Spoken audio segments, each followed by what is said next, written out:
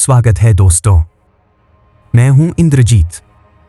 आज मैं आपके लिए कहानी लेकर आया हूं शमशान की चुड़ैल। कहानी की ओर बढ़ने से पहले चैनल को लाइक करें, कमेंट करें और सब्सक्राइब करें।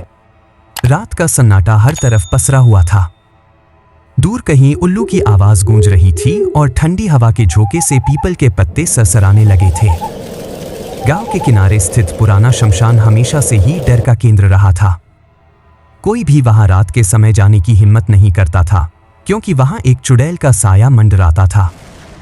कहते हैं कई साल पहले गांव की एक युवती, जिसका नाम सुषमा था, इसी शमशान के पास एक भयानक हादसे का शिकार हुई थी। उसकी मौत रहस्यमय परिस्थितियों में हुई थी और तब से उसकी आत्मा शमशान में भटक रही थी। गांव वालों का मानना था कि जिसने भी रात के समय शमशान के करीब जाने की कोशिश की, उसे किसी न किसी अनहोनी का सामना करना पड़ा। शमशान की डरावनी रातें गांव के कुछ लोगों ने बताया था कि उन्होंने रात में एक सफेद साड़ी पहने और बिखरे बालों वाली स्त्री को शमशान के अंदर टहलते देखा था। कभी कभी उसकी चीखें सुनाई देती थीं और कई बार उसके पैरों की उल्टी छापें जमीन पर मिलती थीं। कुछ लोगों ने तो यहाँ तक दावा किया था कि उन्होंने उसे हवा में तैरते हुए देखा था। गांव के बड़े बुजुर्गों ने यह मान लिया था कि सुषमा की आत्मा को शांति नहीं मिली और इसी कारण वह चुड़ैल बन गई। गांव के पुजारी ने कई बार हवन और पूजा करवाई, लेकिन कोई फायदा नहीं हुआ।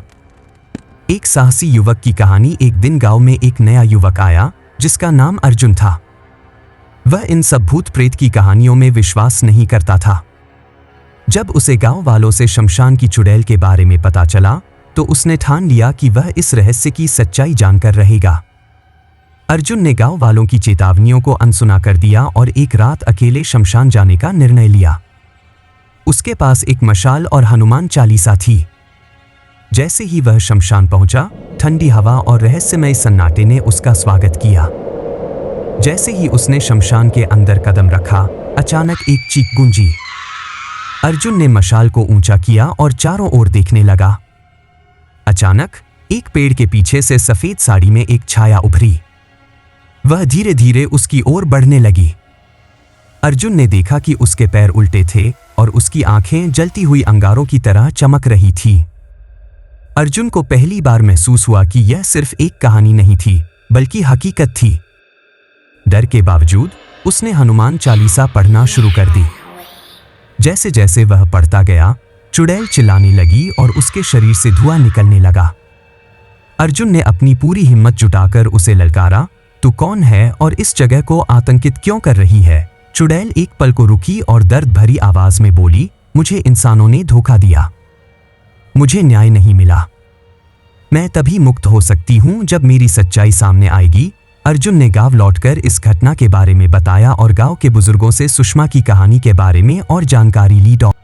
धीरे धीरे अर्जुन ने पता लगाया कि सुषमा की मौत एक दुर्घटना नहीं थी, बल्कि गांव के कुछ लोगों ने उसके साथ अन्याय किया था।